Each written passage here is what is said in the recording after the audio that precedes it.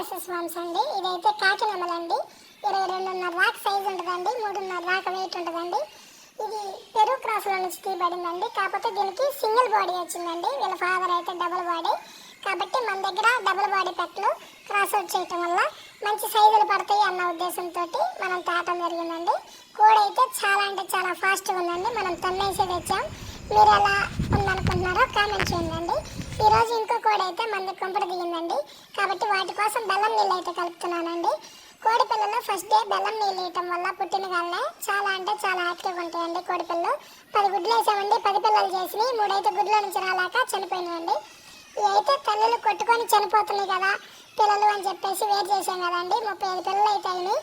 ఇవైతే చాలా అంటే చాలా యాక్టివ్గా ఉన్నాయండి.